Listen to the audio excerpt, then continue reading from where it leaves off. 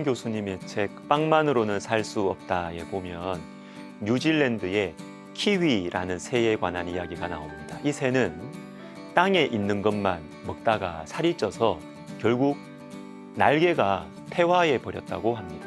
원래는 날개가 있어서 날 수 있었어요. 그런데 땅에 있는 것만 먹다가 날개를 쓰지 않게 되었고 그래서 날개에 힘이 빠져서 날지 못하게 된 것입니다. 당장은 땅에서 먹을 것을 찾을 수 있으니까 편했을 겁니다. 그러나 땅에서 배가 부르게 되니까 더 이상 하늘을 날 생각을 안 하는 것이죠. 여러분, 배가 부를 때, 잘 나갈 때 조심해야 합니다. 그럴 때 더 말씀 생활, 기도 생활, 예배 생활에 집중해야 합니다.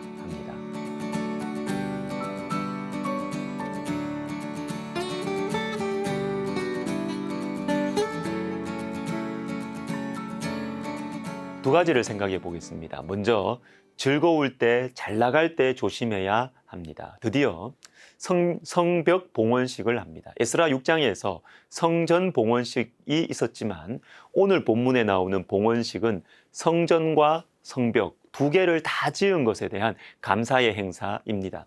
성전과 성벽, 즉 하나님의 집 전체가 회복되고 새롭게 출발하는 시간이죠.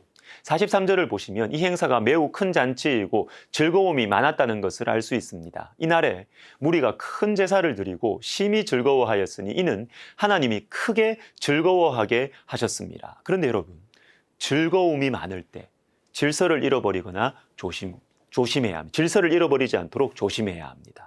말씀을 잊어버리고 교만하게, 방탕하게 행할 수 있거든요. 그러나 감사하게도 이때, 이 즐거움의 때, 이 승리의 시간에 레위 사람들을 찾습니다.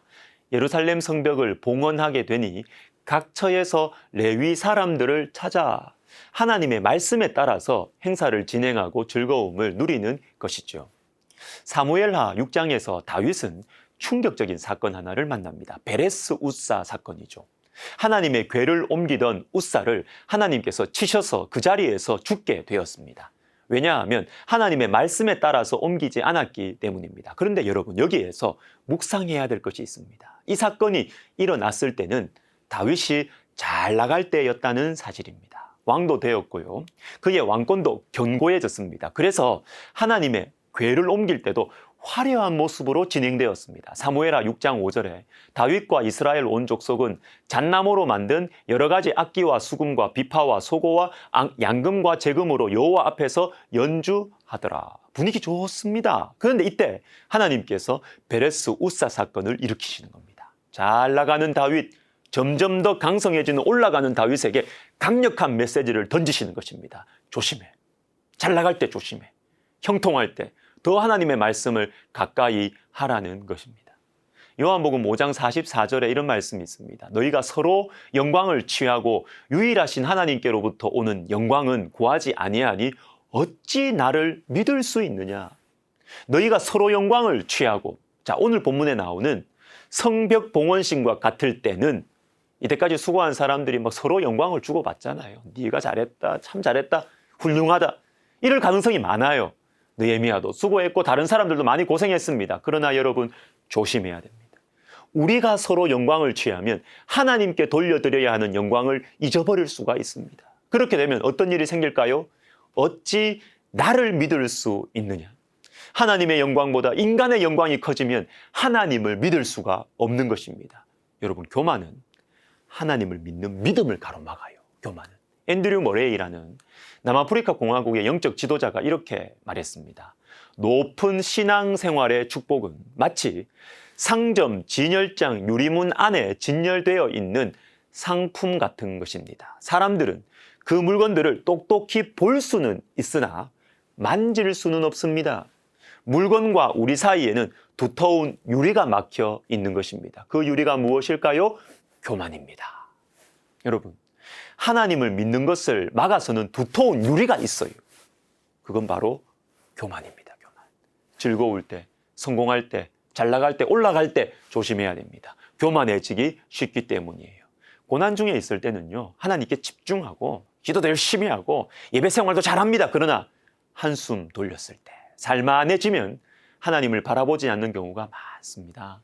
신명기 32장 15절. 그런데 여수린이 기름짐에 발로 찼도다. 네가 살찌고 비대하고 윤택함에 자기를 지으신 하나님을 버리고 자기를 구원하신 반석을 없인 여겼도다. 즐거울 때, 성공할 때, 잘 나갈 때, 높아질 때 조심해야 하겠습니다.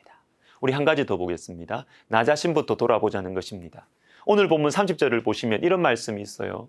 제사장들과 레위 사람들이 몸을 정결하게 하고 또 백성과 성문과 성벽을 정결하게 하니라. 자, 제사장들과 레위 사람들이 자신을 먼저 정결한 후에 백성과 성문과 성벽을 정결하게 합니다. 여러분, 나 자신을 먼저 정결하게 해야 됩니다. 직무보다, 하는 일보다 정결함이 우선이에요. 다른 사람보다 나의 정결함이 먼저입니다. 로마서 2장에 보시면 그러면 다른 사람을 가르치는 내가 내 자신은 가르치지 아니하느냐? 도둑질하지 말라 선포하는 내가 도둑질하느냐?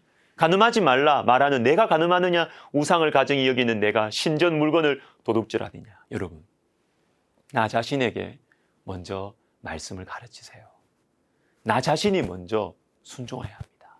저와 여러분은 본능적으로 다른 사람의 작은 잘못에는 민감하지만 나 자신의 큰 잘못에 대해서는 둔감합니다.